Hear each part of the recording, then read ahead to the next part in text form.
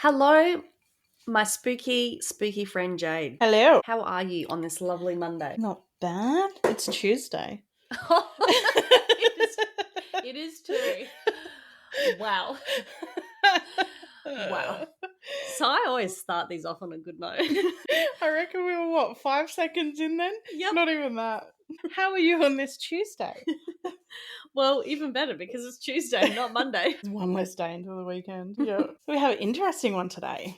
You have done some research on Mr. Richard Ramirez. Who some might know as the Night Stalker. We're doing something a little different today. So normally we will research and then read a case that we've researched ourselves. So today we are both reading a case that Annetta has researched. So I'm learning in real time with you guys. I think I'm still kind of learning about him as well. This was pretty bad as well. He's just as bad as Bundy. Yep. It's funny because, obviously when I started all my, true crime obsession, these were all the people that I looked into. Now, because I've heard the stories so many times, I haven't listened to them recently. Yeah. So then when we go back and you're doing cases on them, I'm like, oh, wow, that's a thing. Oh, I didn't know about that. Yeah, and then you're like, I remember that. It feels like I'm hearing it for the first time again. Which is very, very good. I was going to watch the Night Stalker documentary they have on Netflix, but I just didn't get a chance to do that. But I've seen it before, and that's actually really good. Without adding a spoiler alert, I love the ending. I do love the ending. He's one of the serial killers that his capture and death in the end is so satisfying. I feel like this is a case that we don't have to apologise for laughing in. Yeah, I feel like everyone's going to laugh with us. Obviously not during the attacks and things, but the ending is so satisfying. I love that everyone just came together to... We'll get to it.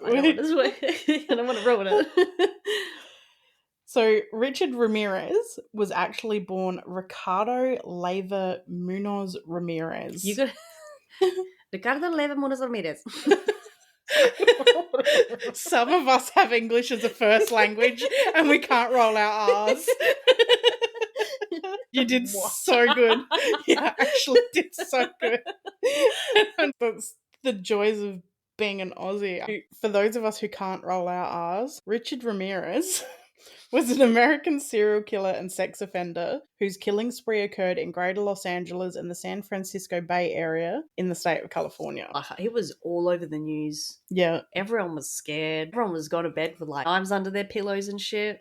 It was pretty full on. Now, in April 1984 until August 1985, Ramirez murdered at least 14 people during various break-ins, with his crimes usually taking place in the afternoon, leading to him being dubbed the Night Stalker, the walk-in killer, and the Valley Intruder. He was convicted and sentenced to death in 1989 and died while awaiting execution in 2013. Sucked in. Yeah, the way he died was pretty satisfying as well, because he would have been, I guess, suffering. That's a lot, from April 84 to August 85, and he murdered 14 people in that time. Yeah, so the amount... I was comparing him a lot to Bundy, obviously, because we just did Bundy. Yeah. Bundy was spread out, I guess, across such a... Well, he was still a short period, but he was not a year. Yeah. And to have such a wild...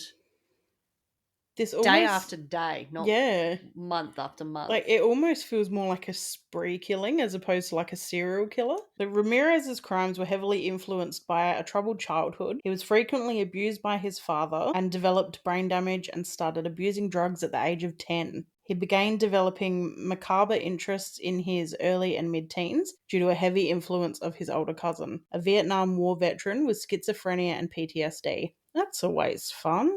Oh, his cousin was full on. Yeah. I think he was probably one of the biggest There was two main influences, I think, that he had in his life. Yeah. His dad, not one really, but I think he used his cousin and then his, I guess you'd say brother-in-law, because his sister's husband, who we'll get to. But those two, I think, were the main influences of getting away with such fucked up things. Yeah. And for showing it to him in the first place. It's messed up. So his cousin would extensively brag about the war crimes he had committed and would go on to kill his very own wife in front of Richard when he was just 15. Mm-hmm. Wow. Ramirez learned military skills from him and he would later employ these during his killing spree. He also cultivated a strong interest in Satanism and the occult. Well, I mean, same. but I don't. Yeah, but you're not killing people and drawing pentagrams on them. Well, if I do, I make them sparkly. I literally do draw pentagrams on people, by the way. But you don't kill them first. I was like, I need to be paid. Exactly. So by the time he'd left his home in Texas and moved to California at the age of 22, Ramirez began to frequently use cocaine. He would often commit burglaries to support his drug addiction, many of which were later frequently accompanied by murders, attempted murders, rapes, attempted rapes, and battery. The murder spree terrorized the residents of Greater Los Angeles and later the San Francisco Bay Area over the course of 14 months. However, his first known murder occurred as early as April 1984. This crime was not connected to Ramirez, nor was it known to be his doing until 2009. Oh wow. Ramirez used a wide variety of weapons, including handguns, various types of knives, a machete, a tire iron, and a claw hammer. Wait, what's a claw hammer? Just like a normal hammer, like, you know, the ones with the prong thing on the back. Oh.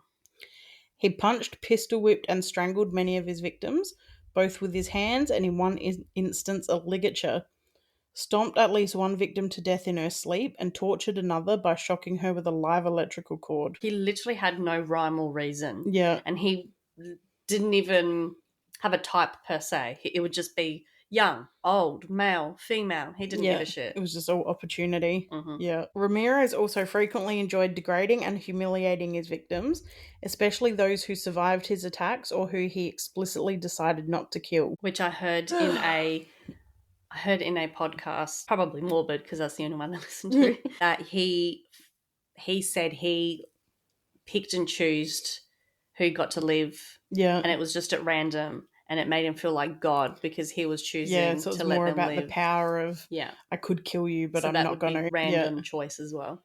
In 1989, he was convicted of 13 counts of murder, 5 attempted murders, 11 sexual assaults, and 14 burglaries. The judge who upheld his 19 death sentences remarked that his deeds exhibited cruelty, callousness, and viciousness beyond any human understanding. Ramirez never expressed any remorse for his crimes and died on the 7th of June 2013 of complications from B-cell lymphoma while awaiting execution on Californian death row. He was a huge example of that weird, I don't even know whether to say, obsession, that weird obsession that people would get with such a intense person. I don't even know how to explain. People would be yelling, "Marry me" and stuff. He got married while he was in jail as well. I will never, ever, ever understand the fascination with wanting to love and marry. I guess that's that Nightingale syndrome. You think you can fix them. You know, with that love that fixes him and he'll never murder again. No, he won't because he's on death row, dumbass. But he really played it up. In all the trials, he would be like winking back into the audience and they'd be losing their shit. Really hammed it up. You can't even expect these guys to be faithful. You're going to be in better sleep than like, hey, just going to go rape and pillage the town. Not murder you while you're sleeping. Yeah. You're like, I'm feeling tired, babe. I'm going to go to bed early. No worries, hun. Mind if I pop out for a quick rape and murder? Yeah, go out of bed. Oh, God. Fuck. That's full on. Hashtag happily ever after. Wow. His whole early life impacted him and made him who he was. Yeah. He had a fucked up upbringing, but at the same time, I don't know, I think it just made him think he could get away with everything because he saw all these people around him getting away with all these heinous things. Yeah. That he was like, well, that's normal. There's no such thing as responsibility. Yeah. There's no punishment to what I'm doing.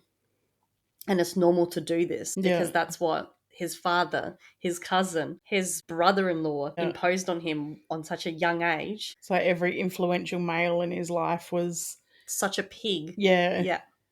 So he was born in El Paso, Texas on February 29th, 1960 to Mexican immigrants. His mum was Mercedes Muniz and his dad was Julian Tapia Ramirez. Tapia, that's cool. He was the youngest of 5 children, so they had a lot on their plate. His father was a railway labourer. He was an alcoholic and he was prone to fits of anger that often resulted in physical abuse towards his wife and children. He'd obviously been abused as a kid. He was brought up Catholic, though, and began smoking marijuana and drinking alcohol at the age of 10.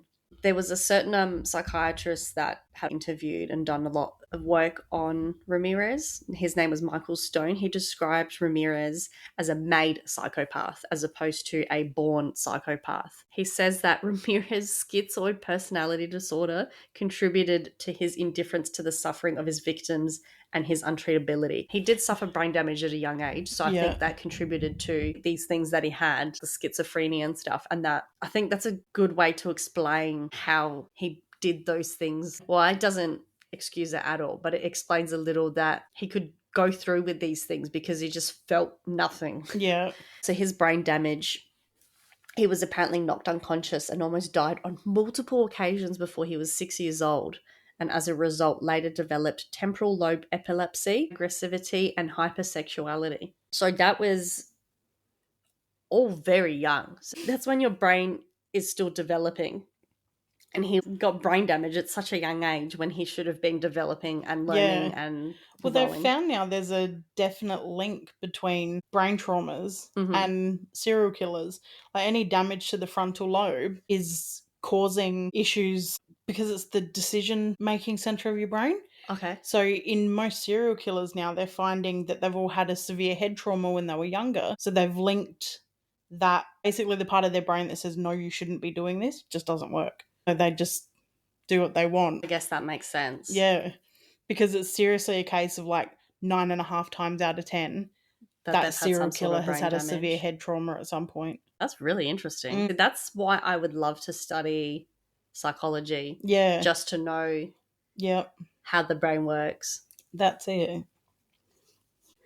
At age 12, Ramirez was taken under the wing of his older cousin, Miguel, or who they called Mike. He was a soldier in the US Army who himself had already become a serial killer and rapist during his service in the Vietnam War. He was messed up. He'd brag about killing people and raping Vietnamese women. He was boasting about it, about committing gruesome war crimes in Vietnam. And he'd actually even showed him Polaroid photos of women he'd raped, murdered, and dismembered or decapitated. So that already is one. Apparently, he didn't even react to it. He thought it was so normal for him to be showing these things. How fucked do you have to be to A, do that stuff, B, take photos of it, and C, brag about it and show the photos to your baby cousin? Exactly. Like, what the fuck? So already he's got an abusive father, alcoholic abusive father who just beats women and children. Yeah. Doesn't give a shit who.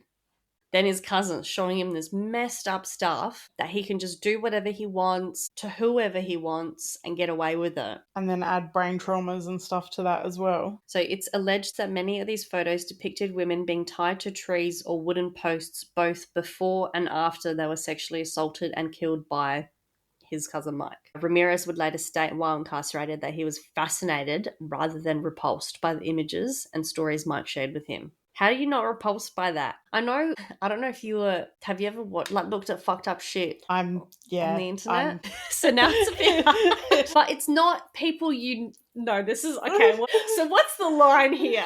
You're about to find out just how fucked in the head I am. I think as a kid I would have been curious, and I think I went on some, I can't remember what it was even called. With rotten.com. I think that was it. So it was like crime scenes of like stuff, car accidents and our generations too, I say our generation like we're in the same one, but we had TV, we had all this stuff, we were exposed to so much more. Yeah, he had TV back then, but it was things like The Jeffersons and, there were feel-good family shows, whereas we've had gory movies, scary movies, like we've so desensitized that watching videos of people getting their arms caught in like metal presses and stuff is just normal to us. It's just normal.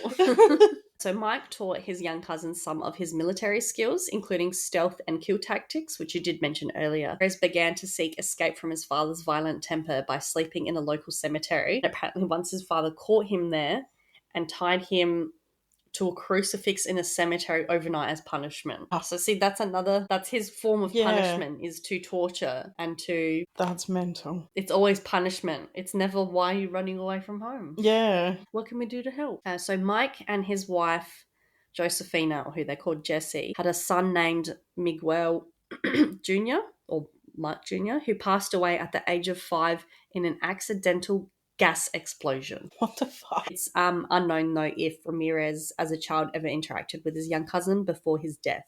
So shortly after Ramirez had turned 14, so this is now a couple of years later after being around his cousin, in 1974, he began using LSD frequently. So he was off his chops all the time. Yeah. Tripping balls on LSD. He and Mike resumed bonding over their shared use of drugs and alcohol. So he's following in his father's footsteps of abuse, alcoholism, drug abuse. It was during this period that Ramirez began to cultivate an interest in the Satanism and the occult when he was chilling with his cousin. When he reached adolescence, Ramirez began to combine his sexual fantasies with graphic violence, including forced bondage, murder, mutilation, and rape. So he was putting all these things together, thinking it was normal. His 14. cousin showed, 14. So that's exactly like we say, the whole nurture versus nature. Yeah. The way he was brought up, he thought all this was normal. While still in school, he took a job at a local holiday. Oh, this was fucked up, yeah. While he was still in school, he took a job at a Holiday Inn and he used his master key to rob people while they were still asleep in the rooms. Wow. And on at least one occasion, Ramirez molested 2 children in an elevator at the hotel, but he was never reported or prosecuted for this act. So whether they'd just run away, whether they didn't tell mum and dad or it just didn't go through. But then his employment ended abruptly after Ramirez attempted to rape a woman in a hotel room and was caught in the act by the victim's husband. So I think she was in the shower and the husband quickly ran out to get something. Yeah. And so when he left, Ramirez went in thinking he'd gone, but then he was just literally getting something from the car or something and came back and caught him, beat the shit out of him, apparently. Although the husband beat Ramirez at the scene, criminal charges were dropped when the couple who lived out of state declined to return to Texas to testify against him. So I think I probably would have done the same. I wouldn't want to come back to a trial. He's already inconvenienced them. I know that's such a shit word to use for what he did or tried to do to them, but they've already inconvenienced their life enough. I wouldn't want to be traveling interstate to testify about something. I just want to forget about it. So that never went through and he didn't get charged with anything. He wasn't a criminal yet, technically. At the age of 15, Ramirez was present on May 4th, 1975, when Mike fatally shot his second wife, 26-year-old Valles? Jessie. He shot her in the face with a handgun during a domestic argument. And Richard Ramirez was right there when it happened. How far gone do you have to be to A, not only kill someone, but B, just do it in front of someone else? Yeah. How much of a rage are you in to be arguing with your spouse? A domestic argument. I wonder what it was even about. Yeah. I know that's horrible. So then again, that's another thing that Ramirez is seeing as normal, that when the opposite sex is acting up or doing something that you don't want them to do, he just kills them. And he finds that normal. Because, believe it or not, I don't think he ended up going to prison for it, or whether he did. I did write it. Where was it? The next paragraph. Oh. So like the graphic photos and stories of his cousin's war crimes in Vietnam, Ramirez would later similarly remark that witnessing the murder was not traumatic. So again, he didn't give a shit that he saw this. Yeah. He didn't find it traumatic in any way, in the traditional sense, but rather he was fascinated with it. Yeah. Mike was later found not guilty of Jesse's murder by reason of insanity, with the shooting attributed to PTSD from his military service. Wow. So they just said it was crazy. It's gonna still be PTSD if you're bragging about it, though. Yeah, I feel like not. I don't know. But he should still have done time of some sort. Exactly. I don't understand how he got away with that. Even if it was in an asylum, like they're saying, hold on, he's got PTSD, he's dangerous. Yeah. But that's okay. He's just killed his wife. Yeah. After his elder cousin's murder of his second wife, Ramirez dropped out of Jefferson High School in the 9th grade shortly before the school year ended in 1975. So he's not only uneducated, he's brain damaged. Shortly after the shooting, Ramirez moved in with his older sister, Ruth, and her husband, Roberto, and he was an obsessive peeping Tom. So this was that guy that I said was that other... male influence. Male influence in his life. He was a pig. Actually took Ramirez along on his nocturnal exploits. So imagine just taking your wife's little brother, I think at this point was like 15 still? 15, 16... 17. No, he would have been like 17. So that just literally go peeping through women's windows. How do you have that conversation? Hey, jump in the car. We're going to go and... Yeah, this is what I do. Check this out. And don't mention it to your sister when we get home. But listen to this. So Mike went to a mental hospital, I think, for a couple years. Yeah, it's only 2 years. Yeah, a couple years. When he was released in 1977, he actually accompanied his lovely cousin and his cousin's brother-in-law on these random nightly voyeuristic walks, spying on women in nearby areas through their windows. Imagine all three of these men just standing in your yard. That's weird. We're looking at this all wrong. They were spending solid family time together. The three men out bonding. That's what the wife would have been imagining. That was the important takeaway from this. Let's not focus on the fact they were peeking through people's windows, watching them get dressed. Do you reckon he told his brother-in-law about the things that his cousin showed him? I don't know. I feel like...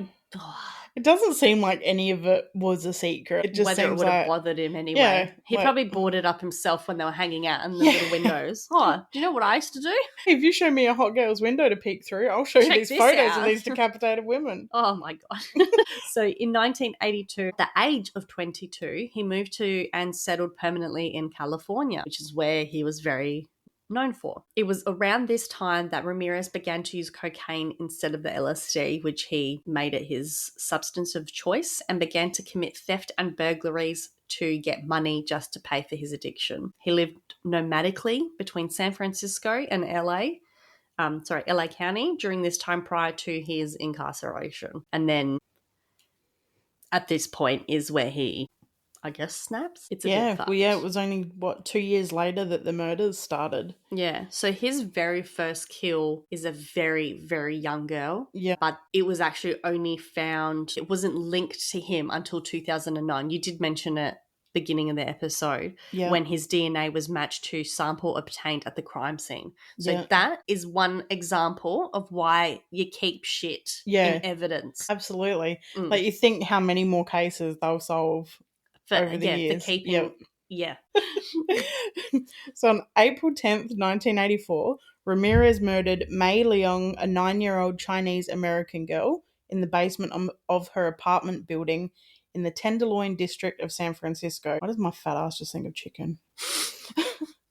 Leong was with her 8-year-old brother and looking for a lost $1 bill when Ramirez approached the girl and told her to follow him into the basement to find it. Once they were in the basement, Ramirez beat, strangled, and raped Leong before stabbing her to death with a switchblade, hanging her partially nude body from a pipe by her blouse. Oh my God. The killing was not linked to Ramirez until 2009 when his DNA was matched to a sample obtained at the crime scene. Jesus Christ. Yeah. So that was his very first one.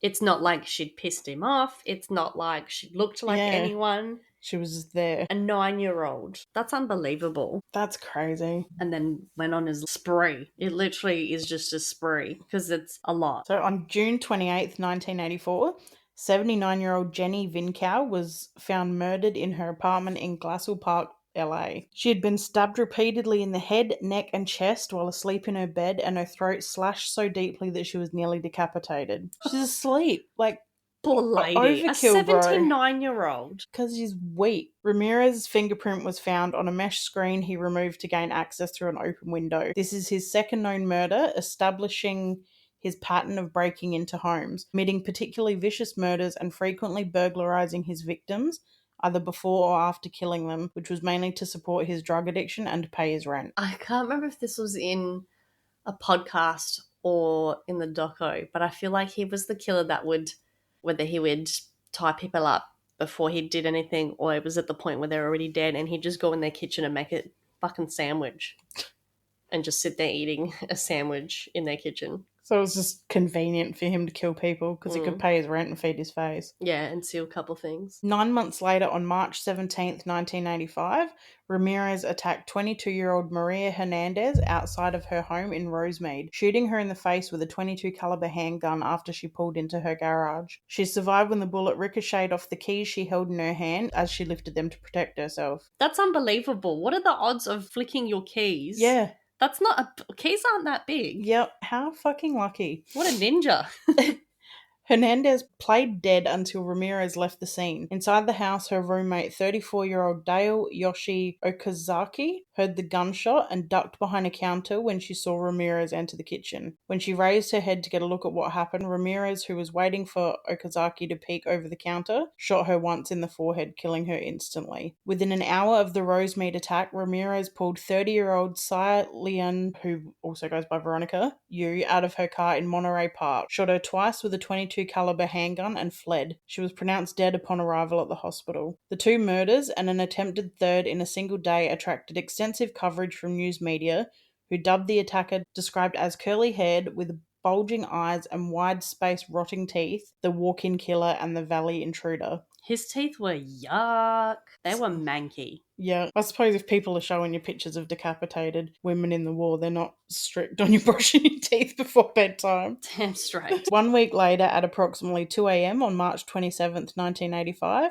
Ramirez entered a home that he had burglarized a year earlier just outside of Whittier. He there killed a 64-year-old Vincent Charles Zazara in his sleep with a gunshot to his head. Zazara's wife, 44-year-old Maxine Lavinia Zazara, was awakened by the gunshot. Ramirez beat her and bound her hands while demanding to know where her valuables were. While he ransacked the room, Maxine escaped her bonds and retrieved a shotgun from under the bed, which she was unaware was not loaded. She pulled the trigger just after he turned around and saw her. The infuriated Ramirez shot her 3 times with his handgun, killing her, then fetched a large carving knife from the kitchen. He mutilated... Do you know what? Sorry to cut you off. Do you know what is so sad? So the only reason the shotgun was empty was because the husband took out, they had their grandkids come over, so he took out the bullets because he wanted to be safe. Oh, no. And he wanted to not have a loaded gun when he had kids in the home.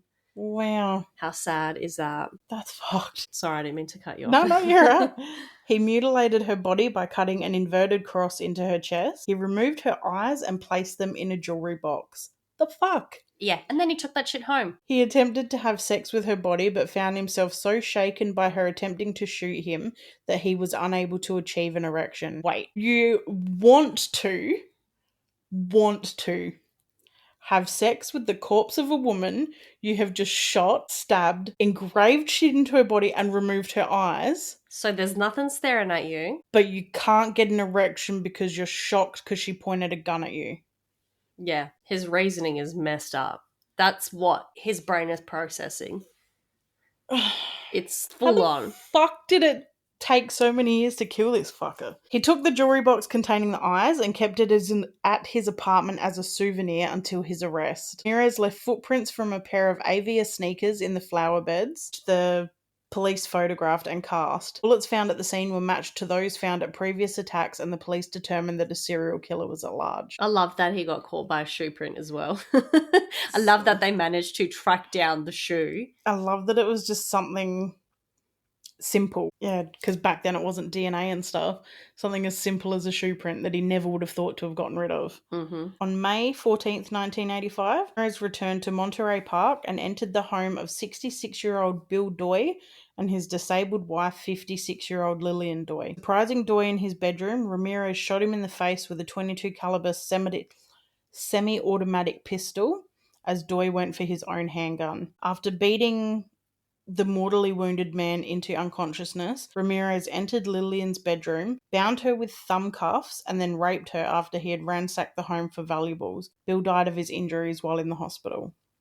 That's devastating. Just think, like, he would have been so close to getting his own gun. Yeah. That was kind of the only maybe semi thing that you'd call an MO was if he'd go in there and there was a husband and wife or a boyfriend and girlfriend, he'd go for the male, take them out kind of thing. Yeah. And then do what he wanted with the other people. 2 weeks later, on May 29th, Ramirez drove a stolen car to Monrovia and stopped at the house of Mabel Ma Bell, aged 83, and her disabled sister, 81-year-old Florence Nettie Lang. These are the only murders that I remember. Finding a hammer in the kitchen, he bludgeoned and bound Lang in her bedroom, then bound and bludgeoned Bell before using an electrical cord to shock the woman. After raping Lang, he used Bell's lipstick to draw the satanic pentagram symbol on her thigh, as well as on the walls of both bedrooms. The women were found 2 days later alive but comatose and critically injured. Bell died in the hospital from her injuries on July 15th. Lang died in August. So they were there for 2 months, days. Yeah, and then months to actually pass away. The next day, Ramirez drove the same car to Burbank and snuck into the home of 42-year-old Carol Kyle. At gunpoint, he bound Kyle and her 11-year-old son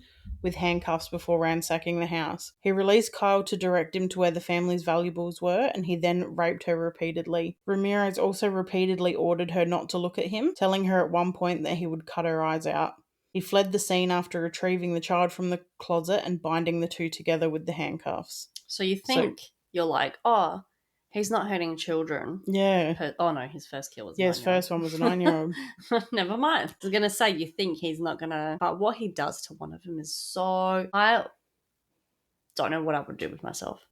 He's just a real pig. Very degrading, very torturing. Yeah. I don't know, that's not the right word. Torturing?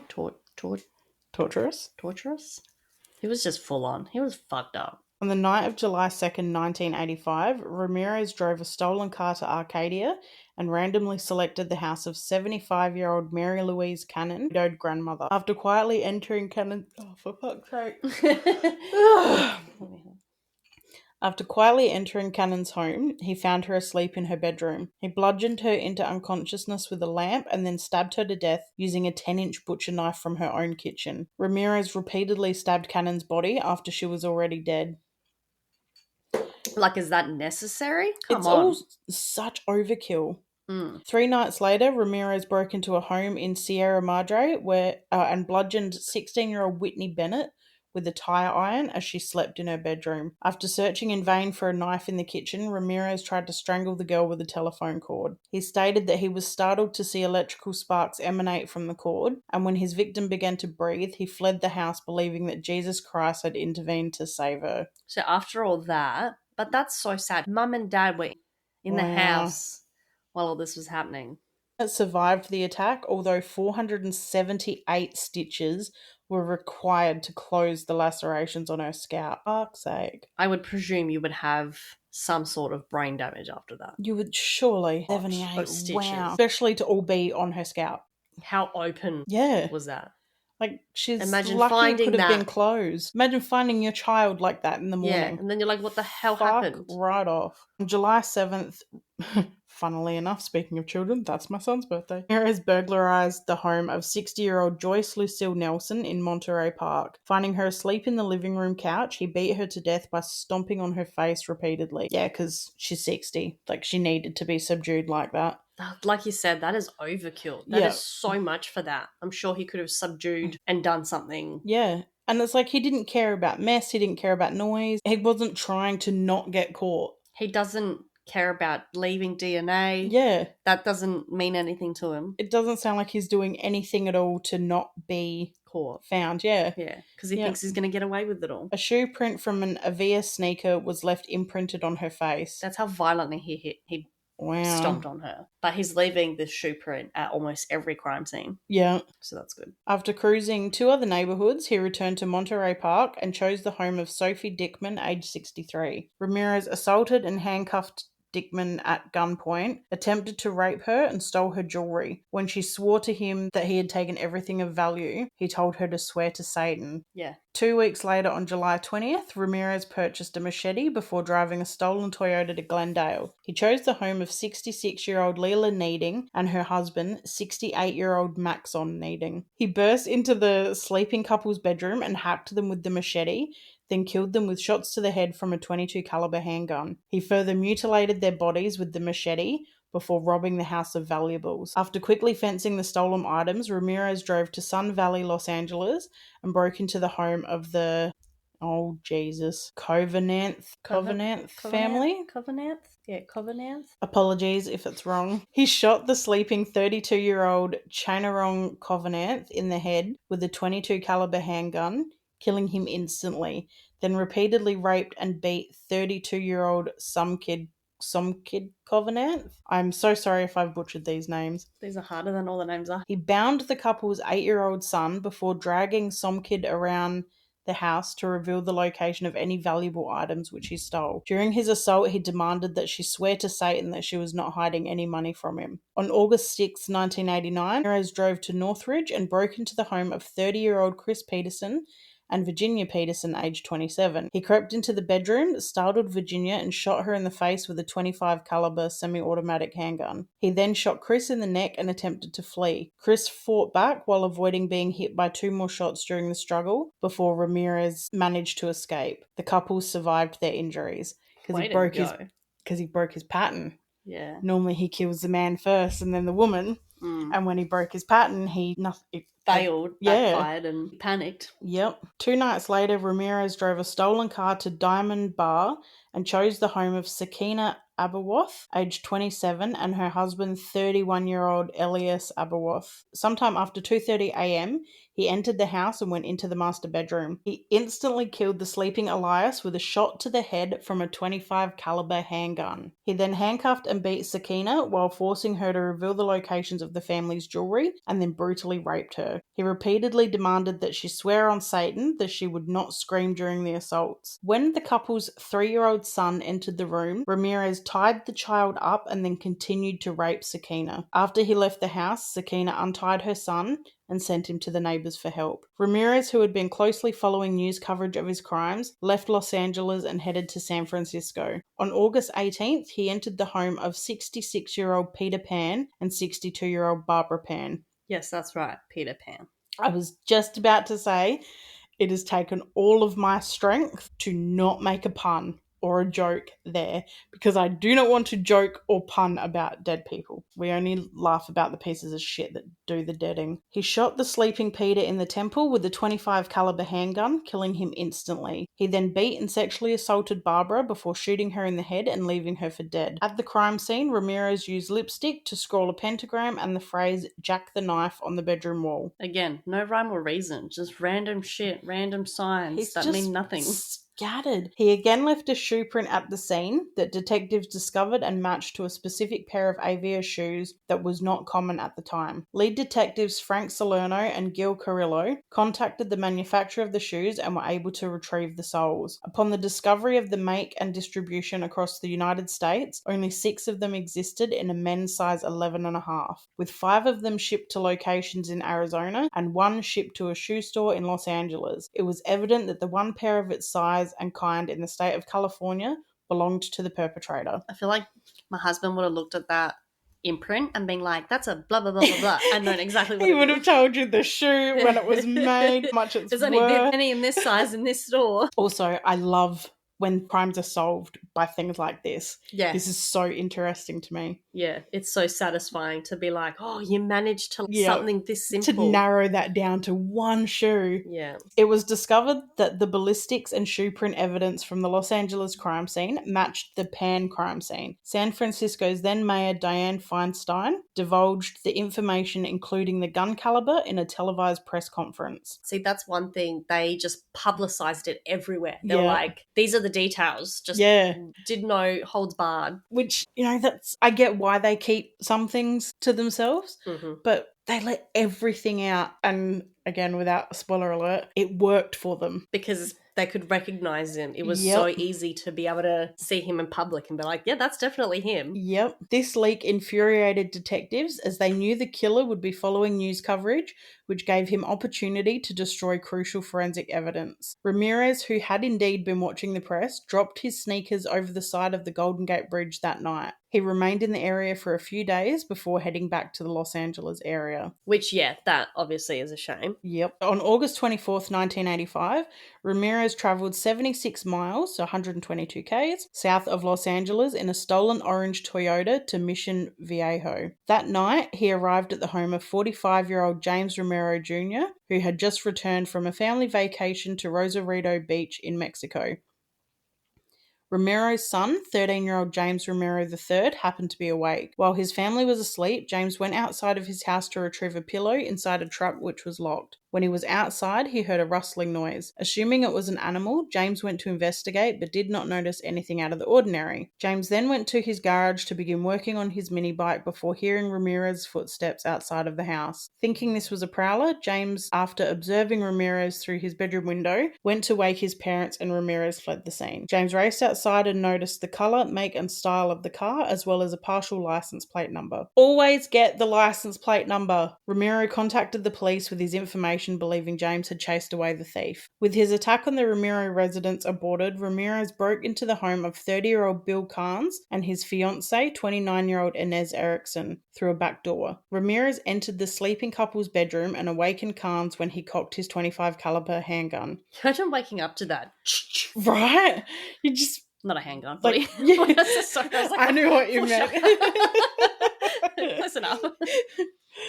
He shot Carnes 3 times in the head before turning his attention to Erickson. Ramirez identified himself as the Night Stalker and forced her to swear she loved Satan as he beat her with his fists and bound her with neckties from the closet. After stealing what he could find, Ramirez dragged Erickson to another room before raping her. He then demanded cash and jewelry and made her swear to Satan there was no more. Before leaving the home, he told Erickson, "Tell them the Night Stalker was here." Erickson untied herself and went to a neighbour's house for help. Surgeons removed 2 of 3 bullets from Khan's head, and he survived his injuries.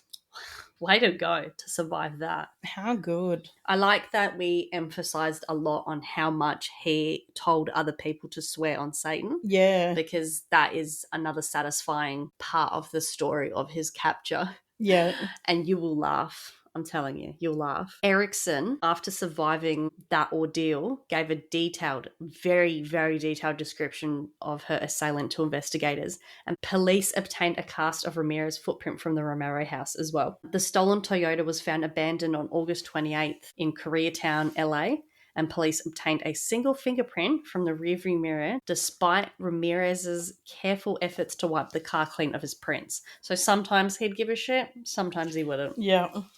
So they managed to find one on the mirror, sucked in. The print was positively identified as belonging to Ramirez, who was described by police as a 25-year-old drifter from Texas with a long rap sheet that included many arrests for traffic and illegal drug violations. So it was good that he was in the system already for them to be able to match to these things, to these crimes. The identification of Ramirez's print was actually described as a near miracle because the system used to identify him was only just recently installed, as well as the fact that the system contained the fingerprints of criminals born after January 1st, 1960, only 2 months before Ramirez was born. Amazing. So that is so good. That worked in their favour very well. On August 29th, 1985, law enforcement officials decided to release a mugshot of Ramirez from a 1984 arrest for auto theft to the media. And I'm so glad they did because they splashed that shit everywhere. It was on the news. It was in the paper. At the police press conference, it was announced, "We know who you are now and soon everyone else will. There'll be no place you can hide." So good. On August 30th, 1985, Ramirez took a bus to Tucson, Arizona to visit his brother, unaware that he had become the lead story in virtually every major newspaper and television news program across California. So good. I feel like this whole last part has just all fallen into place so nicely to just catch him. Because him going out of town, I feel like if he was watching the news and seen himself on there, he would have gone into hiding. He was already not in public or anything. Yeah. Whereas him realizing that he's all over the newspapers and the news in public. Yeah. Oh, what an amazing feeling. So after failing to meet his brother due to his not being home, he returned to LA early on the morning of August 31st.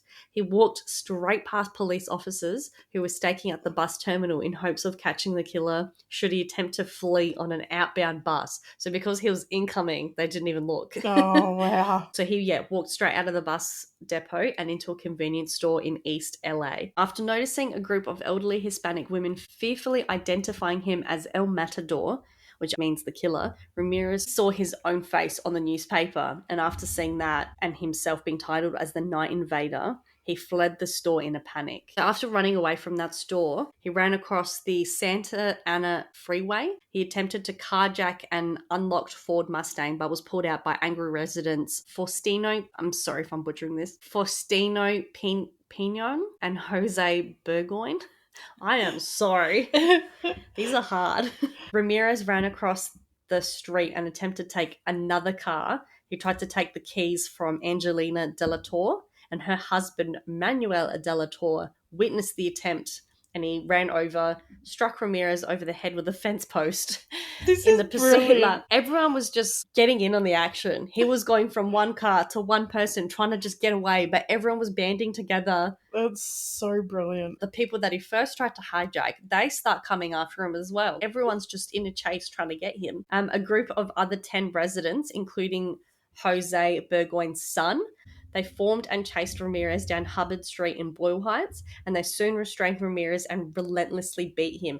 They beat the shit out of him. Could you imagine being in that crowd? Yeah. Ugh. Because you would be like, I am not going to get in trouble for this. I know that he needs this. And then for the rest of your life, you can tell everyone, I punched Richard Ramirez in the face. And it's funny because when cops finally rocked up for a disturbance in the area, it was around 8 a.m, police quickly arrived on Hubbard Street and took a severely beaten Ramirez into custody. And do you know what he said to the cop when he kind of went through the crowd, pulled people off of him?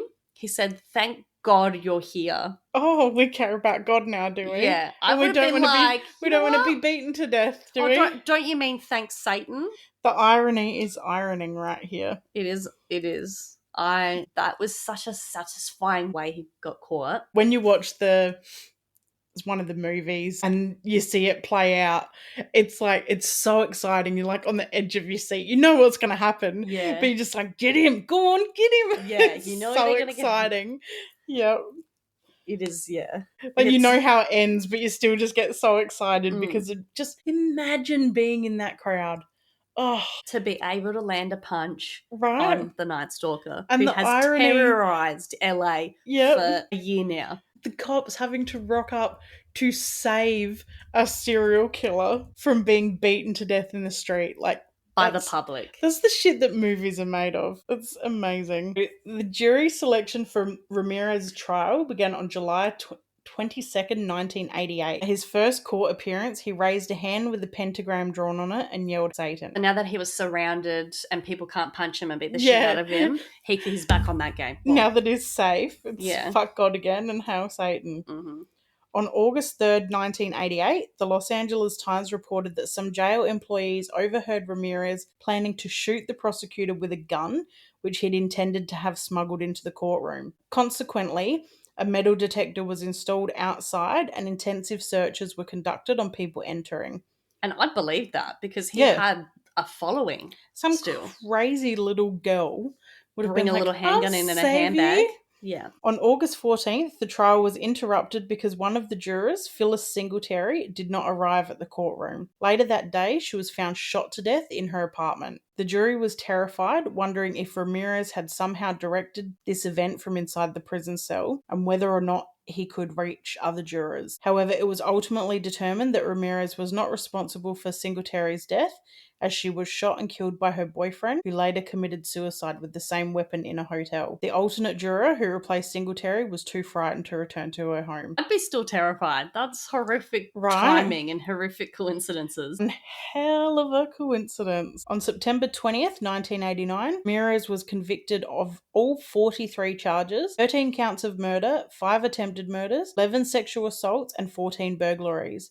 During the penalty phase of the trial on November 7th, 1989, he was sentenced to death in California's gas chamber. He stated to reporters after the death sentences, "Big deal. Death always went with the territory. See you in Disneyland." Again, pretty fucking random. Right? Isn't that what, didn't Michael Jordan said that at the end of one of the basketball games or something? They were interviewing him and they were like, "What do you have to say?" And he was like, "See you in Disneyland." I'm sure it was something like that. I think the things that he was writing on the walls were quotes from bands that were heavy metal and stuff, because there was a lot of flack to those bands because he was trying to.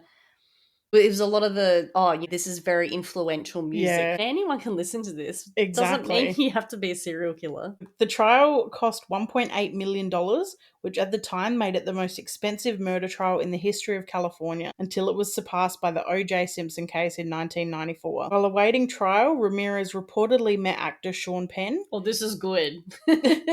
Penn, who was jailed for 33 days in 1987 for reckless driving and assault of an extra on Colors, aimed to receive a letter from Ramirez as a fellow inmate, to which he wrote back telling Ramirez he had no sympathy and hoped he died in the gas chamber. Good old Sean Penn. Yeah. By the time of the trial, Ramirez had fans who were writing him letters and paying him visits. Beginning in 1985, Green Leoy wrote Ramirez nearly 75 letters during his incarceration. In 1988, he proposed to Leoy, and on October 3rd, 1996, they were married in California's San Quentin State Prison. Why do we, and this may have changed since then, but why the fuck are we giving serial killers on death row the right to be fucking married? Like, why do they get to have life experiences that their victims don't get to fucking have? Exactly. Oh, makes me so angry. It does. I don't understand how he was even allowed fan mail, to be honest. Where does the punishment come into crime and punishment? It's because then he just ended up. I really hope he got so fucked up in prison. Yep, the whole time he was there. Would have been on death row, so he would have been. The other prisoners wouldn't have had access to him. Well, that's shit. So he would have been fine. So he's just literally got free accommodation, free food. Yep, a routine. He's got everything going on for him. Meanwhile, there are actual veterans out there that are sleeping on the fucking streets because they're too damaged by what they did for their country. And this fucking country farmer gets given, what do they call it, 3 hots and a cot? What? 3 hots on a cot, so they get 3 meals a day and somewhere to stay. I've never heard. That's funny. 3 hots on a cot. For many years before Ramirez's death, Boy stated that she would commit suicide when Ramirez was executed. By the time of his death in 2013, Ramirez was engaged to a 23-year-old writer. On August 7th, 2006, Ramirez's first round of state appeals ended unsuccessfully when the California Supreme Court upheld his convictions and death sentence. On September 7th, 2006, the California Supreme Court denied his request for a rehearing. Ramirez had additional appeals pending until the time of his death. Ramirez died of complications secondary to B-cell lymphoma at Marin General Hospital in Green Bay, California on June 7th, 2013. He had also been affected by chronic substance abuse and chronic hepatitis C viral infection. His body was not claimed, so it was cremated. He was yuck all around. Right. Like that whole time. One big thing that stood out to a lot of the victims that they pointed out and managed to catch him on this, or because of this, was he had crazy halitosis. He did not brush his teeth at all. And that was one thing that they were all saying, like, his breath stank like shit. Wow. So that was one thing that they'd be like, yeah, I was attacked, and all I can remember is his stanky breath. Wow. That's gross. But how funny. He had a wife and a fiance and no one claimed him. And no one claimed him. Yep. Yeah. Yeah, he had a wife and a fiance. Yeah. Yep. Whether he had them at the same time or... Yeah. Yeah, but neither of them claimed him. No one wanted him. Sucked in. Rot in pieces, jerk. Exactly. He was disgusting. That's why I think he was just a product of his upbringing. Yeah. Where he thought these disgusting things were normal. Yeah. And he just killed for the sake of killing. Exactly. Just to feel power. Yeah. To be able to pick and choose which ones he lets live. Like, sometimes you see these killers and they are men trapped in a woman's body, so they kill women because they're jealous that they're women. They have some sort of psychological reasoning behind it. No matter how fucked it is, there's some justification in their brain for why they're doing what they're doing. We don't get it, but they do. They wholeheartedly understand why they're doing it. He didn't have that. He just killed because he could. And didn't think he was doing anything wrong. That's it. Like, he could have broken into those houses and stolen shit and paid for his drugs and his rent. He didn't need to kill those people. He didn't need to attack them, mutilate them, and then try to rape them and keep their eyes in a little treasure trove box as a keepsake. Because what the fuck? dude, you're a crackhead. Chuck someone a rock and get your dick sucked. Like, you don't have to fucking go and rape and murder people. Sorry, Netta's mum. But, like, you don't... It's hard to understand where his thought process was. Rape and murder is not the answer, guys. Like, sorry to be the bad guy, but that's not the answer. There's options. He had no line that he thought was too far. Because what I didn't have in my notes, one of the young children, boys that he'd tied up while his mum was also tied up, actually attacked one of the sons. I can't remember which one it was because I didn't write it down. It was that horrific. What he did to him, he actually tied him up and sodomized him with a bottle. Wow. And he was, I think, I can't remember if it was like 8. Like, he was really young. Yeah. So imagine going through that. And having to live the rest of your life. Yeah, because I think that was one where he killed the husband and the wife and the son he'd attacked and did those things. That's so evil. Like, here, live with this. There was one of the ones that just the wife was attacked and he left the 2 young children. They didn't even know he was in the house. Yeah. He killed the husband, but she didn't tell the kids what had actually happened to the husband until they were, I think, 16. So she kept that for such a long time to herself because she didn't want them growing up knowing that. That's, I think she told them that he'd passed away from cancer or something like that, or an illness or something. And that's really sad to have to hold on to that. Because then you've almost got to have that whole loss again. Mm-hmm. Like you have that, hey, dad passed away, dad's gone to heaven. And then they get older. And taking that loss, the loss that they're going through, you're taking that with them because they're your kids. And then they've got to go through that. Because I'm sure, I mean, I'm lucky enough to have not had a family member murdered. But I'm sure losing someone who just passes away in their sleep is a hell of a different feeling to having someone murdered in your home while you're in the next room. That's fucked. And then knowing what he did to a lot of his young victims. Yeah. Why was I left? Yeah, that's it. That's survivor's guilt. You look at like what Anne Rule said about Ted Bundy, and it's the same. Even in death or even in his incarceration, he damaged people. He managed to still mess with people's lives. Yeah. It doesn't, the torture and the damage doesn't stop just because they've been arrested. Yeah. I mean, Ramirez, or the Night Stalker, he was, like I said, he terrorized LA. I was going to say for not a long period of time. Yeah. But it was a very intense period of time. Like I said, people were sleeping with guns and knives under their pillows. Yeah. They had bats by the side of their bed. They were ready for an intrusion, or as ready as they could be, really. And these were just the things that we know about. There could be things where he's broken into houses, hit someone over the head, and they don't even remember that something had happened to them. Like, there were people in the Bundy case who had that happen to, didn't even remember that anything had happened. So the chances of that happening again are pretty bloody high. Yeah. He was actually in a lot of he's been represented a lot, I guess, in TV shows. I think he was in a couple American Horror Story shows, separate seasons. There was one where they do the hotel. He's in that. Yeah. That actually makes me want to do an episode on the Cecil Hotel. Because he actually stayed at the Cecil Hotel for a period of time. Yep. And that's why I think a lot of other serial killers went and stayed at Cecil Hotel, just because it had that connection with Ramirez. Yep. Which is really interesting at the crazy shit that happened at that hotel. That place is nuts. That's going to be a wicked episode. That'd be a good one. Because that is a whole lot of, I don't even know what the fuck. That is so much for one place. So much shit has gone down there. Yep. Because didn't even like Elizabeth Short, like the Black Dahlia, hadn't she even stayed there? Oh, like there was there was a lot. Absolutely. I can't believe I haven't done that episode. Yeah. That is like it sounds so fucked to say, my absolute favourite. Yeah. Elizabeth Short. I'm so like the Black Dahlia. Oh my God. Is Elizabeth Short the one that used to bathe in blood?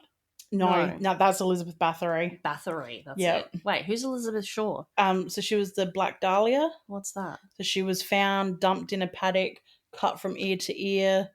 Her legs were cut off. Her whole abdomen was cut open, and they've only ID'd her a couple of years ago. What? Yes, I'm absolutely gonna do that. Like, I've got a case ready, but then she's gonna be my next one because she's like one of my favourite cases ever. All right. I might do it, Elizabeth Bathory, actually, one time. Yeah. Because that's a cool, gory, like, piece of history. That used to be my roller derby name. Really? Yep. Wait. Elizabeth Bathory. You played roller derby? Yeah. That is fucking cool.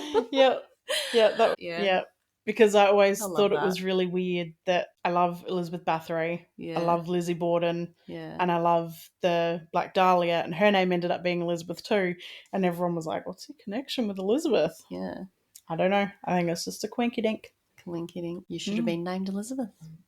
Ew. Yeah. Thanks for listening. That's little old Ricky. Little Ricky. He wasn't as much of a mouthful. He wasn't a two-parter, but he was still... I think because his happened in such quick succession and there wasn't much... I mean, there was a few critical pieces of information from his early years, but there wasn't all these law schools and different degrees he was doing. He wasn't jumping from a political career to like he was a fucking nobody. Yeah. And he was sort of... He's nobody now too. Like, he's Richard Ramirez, but also no one gives a fuck about him. Yeah, like they make fun of him in a way in American Horror Story. Yeah. Like he's just like, you're a piece of shit. Your name will live on forever, but only infamously. Like in a I get what you're trying to say. Yeah. I mean, there's still a following. I think there are still, the ones that are obsessed with his story and obsessed with. I don't know what they see in his looks, but thought there was something there. Yeah, head energy doesn't do it for me. And rotting teeth don't do it for me either. Yep. But yes, thank you. I guess if you feel very highly about Richard Ramirez, leave us a little comment. Tell us what you think of him. Yeah. Other than him being a piece of shit. But you can tell us that too. You can tell us that too. We're I feel like I've been that. calling every serial killer we've done a piece of shit. That's probably a good way to think about them. Yeah. I think if you start not thinking they're pieces of shit, that's probably a problem. Yeah. Thank you for laughing at his lovely outcome, because that was very satisfying to even read that, to be honest. Yeah, that was a good ending. Very satisfying ending for our Richard Ramirez talk today. Scumbag. Yes. So as Jade will say, hit that little bell. Yes. Hit all the socials, like, follow, get notifications. Thank you for comments. I do see stuff, but I don't get notified on a lot of things. But I can see all you guys' comments. Well, not all you guys. There's like a couple people commenting on whether it's Spotify and things like that. Yeah. I don't get notified when people do, but I've seen them. So thank you for telling us we rock. Thanks, guys. We'll see you on the next one, which we're not sure what it'll be. I know. You know? We'll have something. Okay, bye. Bye.